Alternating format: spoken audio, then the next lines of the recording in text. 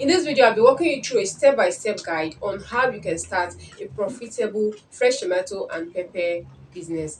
The number one point on my list is market research. It is very, very important that you go for market research. You go around, look at your competitors, look at how they are shading their fresh pepper and tomato, and ask them the prices.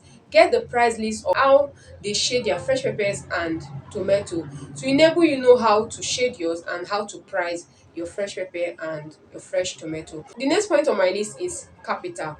The capital needed for fresh pepper and tomato business is between 50,000 naira to 100,000 naira to start, depending on how you want to start.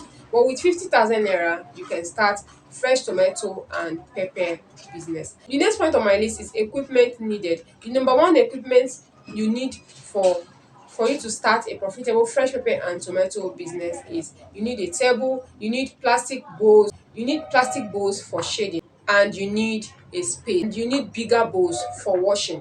These are the equipment you need for your fresh tomato and your fresh pepper business. The next point on my list is location. It is very, very important when going into fresh pepper and onion business that you get a strategic location.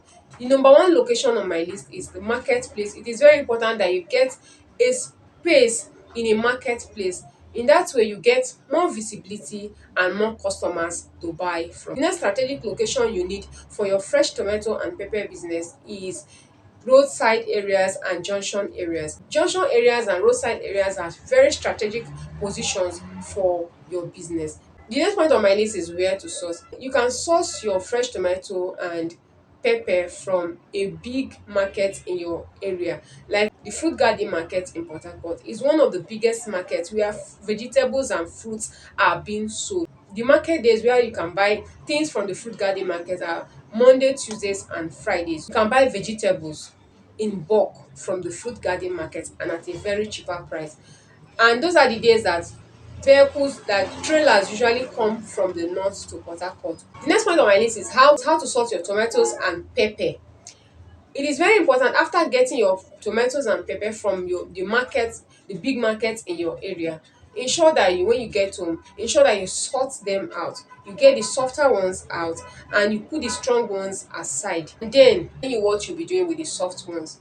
The next point on my list is how to store. After sorting your tomatoes and pepper, ensure that you store them in a well ventilated place. Store them in a well ventilated place. For the tomato, get all these plastic baskets, store it in a plastic basket where there will be ventilations entering it. Don't store it in a tight place, because if you store it in a tight place, it will go bad easily. The next point on my list is target market.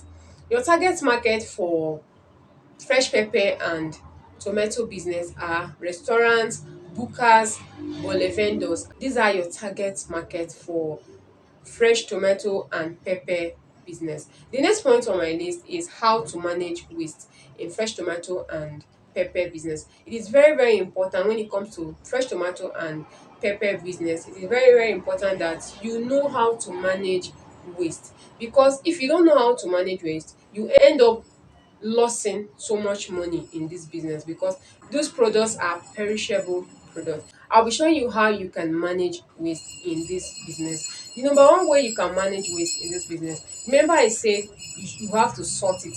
After removing the soft tomato from the strong tomato, the soft pepper from the strong pepper, put them aside. You can sell them, you can supply those soft ones that are not rotten. You can supply it to bookers, you can supply it to bole vendors, you can supply it to individuals. You can also hydrate these tomatoes. You can hydrate it and sell it as hydrated tomato, because whenever I go to the market, I usually see them sell dried tomato, and they also sell dried tomato, and they also sell fresh tomato. So you can hydrate it and sell it as dried tomato. You can also hydrate the pepper, blend it and turn it to powdered pepper. You can sell it as dried pepper. You can also The next way you can manage waste in this business is by blending the soft tomato and the pepper. You can make it as tomato mix.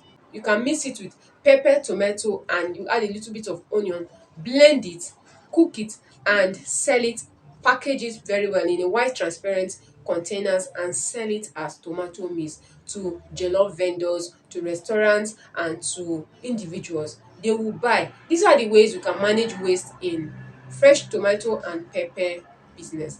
The next point on my list is marketing.